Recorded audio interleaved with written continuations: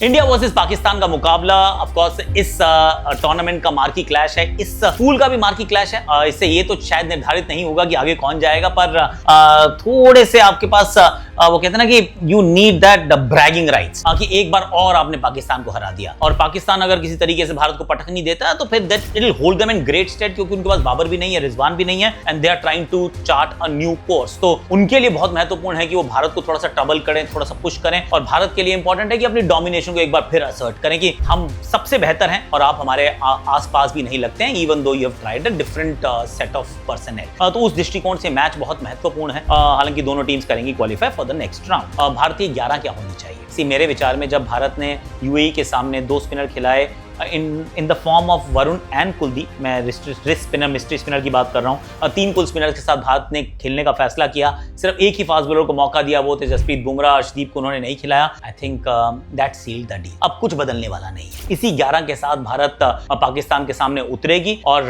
Toss जीत के भी गेंदबाजी का फैसला करेगी, क्योंकि जो इन्होंने देखा है दुबई इंटरनेशनल स्टेडियम में वो है ड्यू। अगर ड्यू सेकंड इनिंग्स में आ रही है तो फिर आप यही चाहते हैं कि उस समय आपके हाथ में बल्ला हो, गेंद ना हो। पर as far as the 11 is concern, मेरे विचार में ना कोई जरूरत है बदलाव की और ना ही कोई गुंजाइश है, क्योंकि एक ही मैच आपने खेला है और उस मैच को इतने वन साइडेड कन्विंसिंग अंदाज में जीता है कि व्हाई चेंज समथिंग। अगर हम की कॉन्टेस्ट की बात करें तो बड़ा इंटरेस्टिंग होगा। शाहीन शाह अफरीदी की नई गेंद और सामने शुभमन गिल के साथ अभिषेक शर्मा को हमने देखा है कि ऑल गन्स ब्लेजिंग। उनको अगर बॉल दिखती है उनके रडार में, पहली हो या 5वीं हो, छक्का चौका मारने का पूरा प्रयास करते हैं। तो शाहीन शाह अफरीदी किस तरीके से गेंदबाजी करते हैं, आगे डालते हैं, स्विंग होती है नहीं होती है, थोड़ा सा इंटिमिडेट करते हैं, क्या बाउंसर्स का इस्तेमाल करते हैं। It will be very very interesting, क्योंकि एक नया ओपनिंग कॉम्बिनेशन है ये, और इन्होंने पाकिस्तान के खिलाफ मुकाबले नहीं खेले। तो ये एक ऐसा बड़ा मौका रहेगा कि आप किस तरीके से रिस्पॉन्ड करते हैं इस पाकिस्तान के फास्ट बॉलिंग की चुनौती को। दूसरा एक और कॉन्टेस्ट जो बढ़िया हो सकता है वो हो सकता है कि भारतीय लोअर ऑर्डर बैटर कैसा, बैटिंग यूनिट कैसा खेलता है। उसमें संजू भी होंगे, उसमें हार्दिक भी होंगे,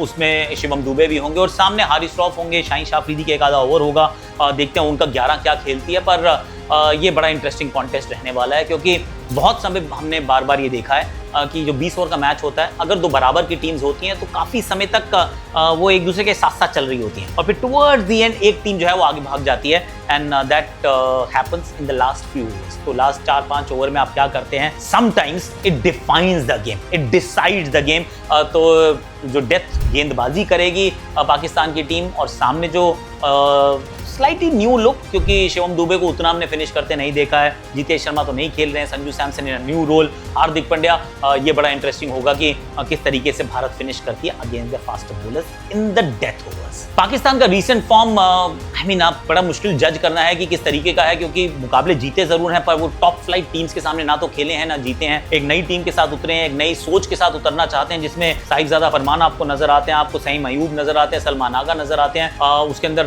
लॉट ऑफ स्पिन ऑप्शन जरूर आपको दिखेंगी वहां पर जो हमेशा दिखती हैं, जिसमें रिस्क स्पिनर भी है, मिस्ट्री स्पिनर भी हैं, तो वो सब कुछ वहां देखने को मिलेगा। तो मुझे तो लगता है कि ये पाकिस्तान की गेंदबाजी जो है ये थोड़ा सा देखें स्प्रिंग अ सरप्राइज। भारतीय गेंदबाजी पाकिस्तान की बैटिंग पे भारी पड़ेगी ऐसा मुझे लगता है। They do have the ways, जिस तरीके से भारत गेंदबाजी कर रहा है, और एक्स फैक्टर जो है वो भारत के 2 स्पिनर्स होने वाले नहीं है, खेल 3 रहे हैं पर 2 होने वाले वो हैं, वरुण चक्रवर्ती और कुलदीप यादव, क्योंकि पाकिस्तान का इतिहास को अगर आप उठा के देखेंगे, पन्नों को पलटेंगे, तो आप पाएंगे कि रिस्क स्पिन के सामने घुटने टेक जाते हैं। तो वो पहले से भी, मतलब वो 90s में भी था और वो 2025 में भी हो सकता है। तो 8 ओवर की जो भारतीय रिस्क स्पिन होगी वरुण चक्रवर्ती और कुलदीप यादव की, वो देखने योग्य होगी, और हो सकता है कि वो मैच के रिजल्ट को डिसाइड करे, डिफाइन करें। एक चीज जरूर और रहेगी कि भारत डेथ ओवर्स में किससे गेंदबाजी करवाता है, क्योंकि अगर आप एक ही फास्ट बॉलर से खेल रहे हैं, दैट इज जसप्रीत बुमराह, और फिर आप हार्दिक और शिवम से ओवर करवा रहे हैं, तो फिर वो जो डेथ के ओवर्स हैं वो कई बार एक नई चुनौती पैदा कर सकते हैं। पर I think India is a better team, और इंडिया मुझे लगता है इस मुकाबले में ना एक बार फिर जीत से आगे की तरफ कदम बढ़ाएगी, अपनी डोमिनेशन